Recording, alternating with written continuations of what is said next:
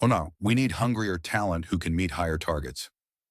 That's what Brian said to me while sliding my termination papers across a glass conference table I'd practically paid for with the revenue I'd brought in 9 years.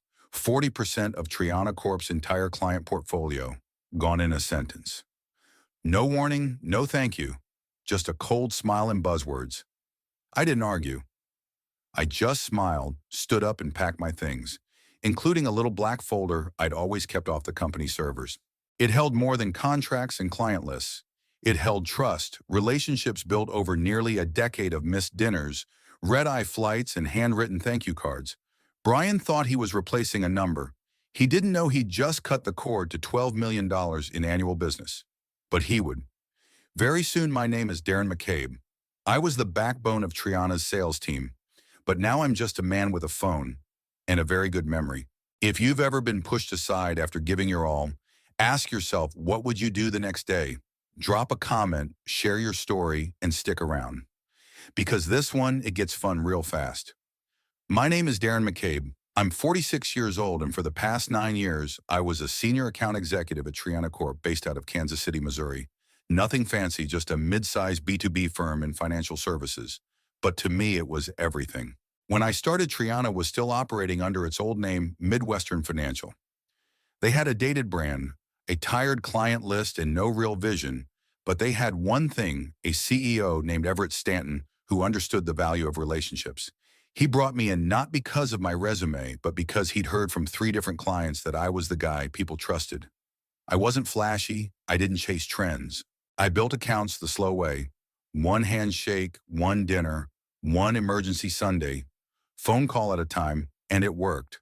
When I joined, we were a $4 million operation. By year 7, we were pulling in over $30 million annually, and $12 million of that came directly from my accounts: Lockhart Manufacturing, Henderson Group, Carlton Industries. They didn't sign because of marketing. They signed because of me. Of course, that kind of loyalty makes you look powerful. And if there's one thing executives hate, it's anyone who's not replaceable. Brian Ellsworth came in 6 months ago as our new VP of Sales. Shiny suits, talked in catchphrases. Spent more time polishing slide decks than talking to clients. The CEO brought him in to invigorate the team. That's what he said. Within weeks, I saw the shift. My name disappeared from internal emails. My assistant Julia got reassigned. I needed approval for basic travel. And then came the kicker, a new commission model. Mine dropped 20% even though I hadn't missed quota once in 9 years. I didn't complain, but I paid attention. Then came Alicia Winters, 29 MBA from a trendy tech firm. Smart, sure, but no industry experience. Brian slid her onto one of my biggest client calls with no warning. Travis Ricks, my top account, texted me afterward. "Are you training your replacement?" I laughed it off. Said we were expanding. But that night I couldn't sleep. I knew that feeling in my gut. The same one I got when a client was about to leave. Something was shifting. The real kicker. It wasn't even anger I felt, it was something quieter. A kind of detachment. Like waking up and realizing the house you've spent your life building is no longer yours. You were just renting it the whole time. But if they thought they could cut me out and keep what I built, they didn't know me at all. It wasn't just the new commission model or the silence in team meetings that told me something was coming. It was the little things. My desk got moved during a floor reorganization, from front and center near the client suite to a windowless corner by the supply closet. They called it temporary. I knew better. Meeting invites stopped showing up in my calendar. I'd walk past glass conference rooms where my team was presenting quarterly strategy. No one looked up. No one opened the door. Then one afternoon I came back from lunch and found a tea at my desk. Routine update.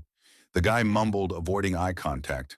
But I noticed my admin permissions were downgraded. I couldn't even pull full client reports anymore on accounts I brought in. That night I drove home in silence. No music, no calls, just the low hum of betrayal in my chest. My wife Rebecca was out of town visiting her sister, and for once I was grateful for the quiet. I poured myself 2 fingers of bourbon and sat by the window in the kitchen, staring into the dark. 9 years. 40% of the company's revenue. And they were pushing me out like I was an overpaid line item. The next morning, Alicia was waiting by my desk. "Travis Ricks is in town," she said cheerfully. "Brian asked me to join the meeting. He thought it'd be good exposure." Exposure, that was the word he used. Like I was some kind of stepping stone on her learning curve. We met Travis for lunch. I played nice, introduced her, kept the tone upbeat. But Travis wasn't fooled. Afterward, he texted me. She doesn't know our business.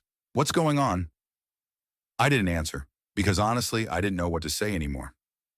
Back at the office, I found Brian in the break room laughing too loudly with the CFO. When he saw me, he smiled like nothing was wrong. Big accounts don't mean much if we're not bringing in new ones, he said casually. Gotta keep hunting. I wanted to ask him what he'd built in his 6 months here, what relationships he'd nurtured. But I stayed quiet. I knew his type. He wasn't here to grow anything. He was here to clear a path for someone else. By the end of the quarter, I'd added just 2 new clients, but I doubled the Lockhart contract, extended Henderson's term to 5 years. Triana's bottom line had never been stronger, and yet Brian's quarterly review focused on just one chart client acquisition rate. When I explained I was focused on expansion, he cut me off. We need hunters, Darren, not farmers. I smiled, nodded, left the meeting with my jaw tight and my chest burning, because I knew what was next. The week before it happened, Julia, my old assistant, texted me from her new department. There's a meeting with HR on your calendar. It's not labeled "Be careful." And that Friday just before noon, Brian slid that folder across the glass table. We need hungrier talent who can meet higher targets, he said. Companies moving in a new direction. I just looked at him. Smiled, no questions, no scene, just the quiet confidence of a man who knew exactly what Brian didn't. The clients hadn't signed with Triana. They signed with me. And their renewals were just around the corner. I packed 9 years into a single cardboard box. Family photos, a coffee mug my daughter painted when she was 7, a framed thank you note from Lockhart's CEO, and one slim black folder client, contacts, personal notes, dinner preferences, golf scores, birthdays. Not on Triana's CRM, never were. Just habit really on the way out. Valerie from accounting stopped me near the elevator. You switching offices? She asked, genuinely puzzled. Something like that, I said. In the elevator, I stood shoulder to shoulder with Everett Stanton, Triana's CEO, the man who hired me. The man who once told me, I don't need flashy, I need steady. He didn't even look up from his phone. He had no idea Brian had just fired the man holding the bridge to nearly half the company's revenue. But he would, I got to my car, sat in the driver's seat, and just stared at the steering wheel. No rage, no panic, just clarity. A kind of quiet that settles in when you've been holding your breath for too long. When I got home, my phone buzzed. Travis Ricks texted me about our dinner reservation next week for the annual renewal meeting. Still didn't know. None of them did. I didn't reply. I didn't have to. They would know soon enough. I placed the phone on the counter, poured myself a bourbon, and opened my laptop, pulled up my employment contract. Read every word. The non-compete clause. 1 year limited by geography, but only valid if I left voluntarily. Termination nullified it, meaning I was free. Legally, professionally, strategically, for the first time in nearly a decade, I could go wherever I wanted and take with me what mattered most. Trust, not trademarks, not marketing decks, not CRM exports. Trust, and I knew exactly who trusted me. I scrolled through my personal phone, 200 clients, direct lines, personal emails, notes about their kids, their business anniversaries, their concerns. They'd signed with Triana because they believed in me. And Brian, he just cut that thread without even realizing it was the only thing holding the revenue together. I didn't call anyone that night. I didn't rant online. I didn't send any dramatic, "You'll regret this" emails. I just finished my drink, turned off the lights, and went upstairs. I didn't set an alarm for the next day. No Monday forecast to review. No pipeline report to prep. No 7 a.m. call with Brian about his latest revitalization strategy. I just slept. And for the first time in years, I felt something close to peace, because they thought they fired an employee. What they actually did was release the only person keeping their business standing. And tomorrow morning, I'd make exactly 3 phone calls. Not to beg, not to complain, just to inform. The rest would happen on its own. I woke up at 7:42 the next morning. No alarm, no meetings, no Triana. just to phone a plan and a list of names I knew better than my own. By 8:15, I was seated at my kitchen counter, black coffee in hand, no spreadsheets, no sales dashboard, just my personal contact book, a pen and silence. I made 3 calls. Short, direct, calm. First to Travis Hicks at Lockhart. Travis just wanted you to hear it from me. I'm no longer with Triana as of Friday. There was a pause, then what happened? Who's handling our account now? Probably Brian Ellsworth or Alicia Winters, I said. Another pause. That girl from the meeting, he asked, disbelief in his voice. She doesn't know our operation, I know. That's all I can tell you, Travis. The rest's your call. He didn't say goodbye. Just, we'll talk soon. Next, James Henderson, then Peter Carlton. Same script, same tone. No selling, no bitterness, just truth. By 11:00, my phone was buzzing every 10 minutes, clients, vendors, even a few old colleagues. The industry was small. News like this traveled fast. At 2:03 p.m., Everett called. I let it ring to voicemail. Darren, this is Everett Stanton. We need to talk about your transition. Several clients are expressing concerns. Please call me back immediately. I didn't. Instead, I drove downtown to Finch and Row. Lawrence Finch owed me a favor. I'd helped his son-in-law secure financing for a restaurant 5 years ago. I laid everything out. Termination clause, non-compete, client relationships. Lawrence flipped through my contract with a quiet chuckle. They really didn't think this through. No restrictions on you taking clients, he confirmed, but they'll try to intimidate you, maybe even throw legal dust in the air. You ready for that? I nodded. By 4:00, Triana's legal department sent an email. Reminder, confidentiality obligations still apply. At 5:07 p.m., Brian texted, let's talk exit package. Consulting opportunity may be available, too late. At 5:31 p.m., Travis called again. Just got off the phone with your CEO and that VP who fired you. They offered a 10% discount on our renewal if we stayed. What did you tell them?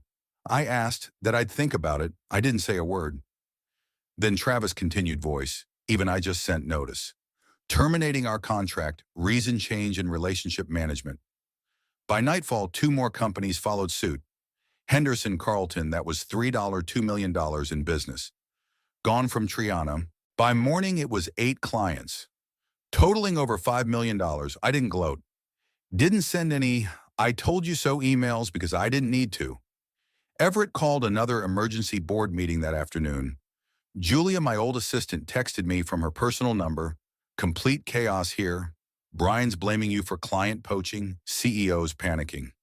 Nobody saw this coming. At 6:42 p.m., I received a call from a number I didn't recognize. Darren McCabe, the voice asked.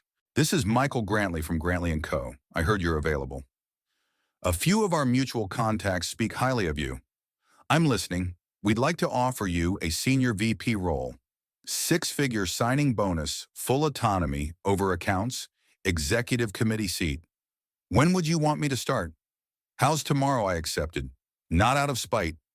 Not even out of urgency, but because it was the right move with the right people on my terms. At 8:14 p.m., Brian texted again. Board-approved retention package, full salary for 6 months, stock options. Just help us transition the accounts. I didn't respond. They had 9 years to value what I built. Now they were trying to buy it back in pieces, and I wasn't selling. By Tuesday morning, 8 of my clients had officially terminated their contracts with Triana. Not because I asked, not because I campaigned, just because they understood something Brian and Everett never did. Trust isn't transferable. Julia texted again at noon. They're falling apart, boards in full-blown damage control, Brian's getting cornered hard, legal's blaming him, Everett's pretending he didn't know. At 2:13 p.m., a board member named Richard Mather left me a voicemail. Darren, we weren't aware of how sudden your departure was or the consequences. I'd like to speak with you personally. I didn't return the call. At 3:50 p.m., I was in my new office at Grantley & Co., floor-to-ceiling windows, downtown skyline. 2 analysts and a marketing coordinator already assigned to support my transition. I hadn't even signed the paperwork yet, and they'd already treated me with more respect than Triana had in 9 years. At 5:00 p.m., Travis texted again. They offered us 15% off the renewal this time. Brought in Alicia. She tried to talk strategy, read from a script, Didn't even know our Q2 metrics. And I replied, I told them we're done. Sent the termination letter this morning. I told them I'm following the one person who ever knew our business. By end of the week, 11 of my former clients had made the move, over $5 million in annual revenue gone from Triana, and I didn't pitch a single one. They followed the value. That's all. Friday morning, Everett finally broke. He sent a message through Julia, handwritten, delivered in a sealed envelope. You were right, I let ego and structure blind me. We treated relationships like assets and it cost us everything. He ended the note with, if you're ever willing to talk, I owe you an apology in person. I folded the letter, put it in a drawer, not because I forgave him, but because I wanted to remember the weight of that sentence. A week later, Alicia Winters sent me a message. She'd been let go, along with most of Brian's new blood sales team. She asked any chance Grantley is hiring. I forwarded her resume to HR, added a short note worth interviewing. Not her fault because it wasn't. She didn't fire me, she was just a pawn, same as I'd been until I stepped off the board. 1 month in at Grantley, I was thriving. My team was humming. Clients were happy I had a seat at the table, not just a folding chair in the back. Then Julia called from her personal number. They were planning to sell Darren, she said to Veritas Capital. The offer came in 2 months ago, but they didn't tell anyone. Why does that matter now, I asked. Because Veritas just pulled out. They cited instability in client continuity. Your departure killed the deal. I sat in a silence, letting it sink in. They hadn't fired me because I underperformed. They fired me because I performed too well. The relationships were too deep, too dependent on me to package Triana for acquisition. They had to extract me, make it look like the clients belonged to the company. Problem was, they didn't. Later that night, I called Travis Fricks. Quick question, I said. Did Veritas ever reach out to you? There was a pause. Then yeah. Some guy named Thomas said he was a strategic advisor. Asked a lot of questions about our long-term needs. Why just confirming something? I hung up and exhaled. Triana had been parading Veritas reps in front of my clients while I was still employed. Every move had been premeditated, calculated. They didn't fire me on a whim. They laid the groundwork to replace me quietly, surgically, without realizing that I was the product. And now that product was on someone else's shelf. A better one. And Triana wasn't just bleeding clients, it was dying quietly internally. And every day I heard from someone else who'd left. Every day the silence from Everett and Brian grew heavier. They didn't just lose a sales rep, they lost the foundation of what they'd built. And the worst part, they still didn't understand why. 6 months after Brian slid that folder across the table, I stood in Grantley's largest conference room, looking out at the Kansas City skyline. Behind me on a 72-inch screen, the quarterly results were displayed in bold black font, 8-tonner, $4 million in new business, 70% of it from former Triana clients. Michael Grantley raised a glass. To the best acquisition we've ever made. And we didn't even have to buy the company to get it. The room laughed. I didn't, because for me this wasn't a celebration. It was validation. Not just of my work, but of how I worked, quietly, consistently, with trust as currency. That afternoon I got an email from Alicia Winters. She'd landed a new role somewhere better. She thanked me for the referral, and in a postscript she wrote, "They didn't deserve you, none of us did. Maybe, maybe not." Later that day, as I packed up to head home, Rebecca walked in holding 2 cups of coffee. Signed and official, she asked. I nodded. Full partner, I said. She smiled. You don't look as happy as I expected. I stared out the window for a long moment, just thinking about what I'm building here, and how this time I'm going to do it right. That morning, I'd signed off on a new compensation model for our sales team. Profit sharing just like mine. No one would build something here only to have it stripped away. Because if I'd learned anything, it was this. Loyalty can't be bought, trust isn't a transaction, and the best revenge is building something no one can take from you. That evening, as we drove to our son's school for his band concert one, I used to always miss. I thought about Triana, their building, their silence, their collapse. I didn't need to see it, didn't need to gloat. Some chapters don't end with noise. They end with forward motion, quiet, certain, and fully earned.